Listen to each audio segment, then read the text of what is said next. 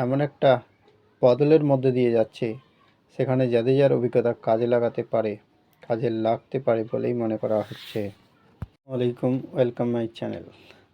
টেস্টে রোহিতের বিদায় নিশ্চিত করে এবার মিশন বিরাট, বৈঠকে বসছে বিসিসিআই।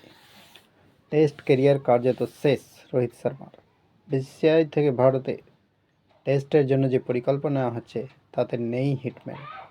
আর বিরাট কোহলি, তিনি কি থাকছেন? শোনা যাচ্ছে কোহলির ভবিষ্যৎ নিয়ে আলোচনায় বসতে পারে বোর্ডের নির্বাচকরা। বর্ডার গাভাস্কার ট্রফিতে ভারত এই মুহূর্তে 1-2 ব্যবধানে পিছিয়ে আছে। পার্থে প্রথম টেস্ট জিতলেও তারপর আর সাফল্য আসেনি। আর সেই 3টে টেস্ট নেতৃত্ব দিয়েছিলেন রোহিত শর্মা।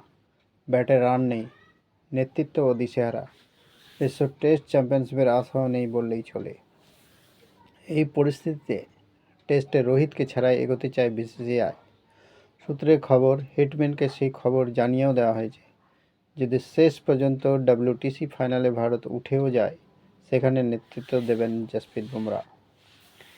এখানেই শেষ নয়, একটি সর্বভারতীয় সংবাদ মাধ্যমের খবর, বিরাট কোহলির সঙ্গে আলোচনায় বসতে পারে নির্বাচকরা।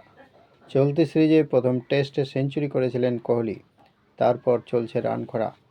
প্রতিটি ইনিংসেই আউট হওয়ার ভঙ্গি প্রায় একই রকম। অফ স্টাম্পের বাইরের বল খোঁচা দিয়ে ফিরে যাচ্ছেন কোহলি, তাকে বাদ দেওয়া উচিত, এরকম দাবি উঠেছে সমর্থকদের মধ্যে। সেক্ষেত্রে নির্বাচকদের সঙ্গে তার আলোচনায় কি উঠে আসে, সেটা এখন দেখার। অ্যাডিলেড টেস্টের পর অবসর নিয়েছেন রবিচন্দ্রন অশ্বিন। ফলে রোহিত, বিরাট বাদ দিলে এই মুহূর্তে দল অভিজ্ঞ ক্রিকেটার রবীন্দ্র জাদেজা। তবে এই সূত্রে খবর, তাকে বাদ দেওয়ার কথা ভাবা হচ্ছে না। এমনিতে ভালো ফর্মে আছেন জড্ডু। তাছাড়া দল এমন একটা বদলের মধ্যে দিয়ে যাচ্ছে, সেখানে জাদেজার অভিজ্ঞতা কাজে লাগতে পারে বলেই মনে করা হচ্ছে।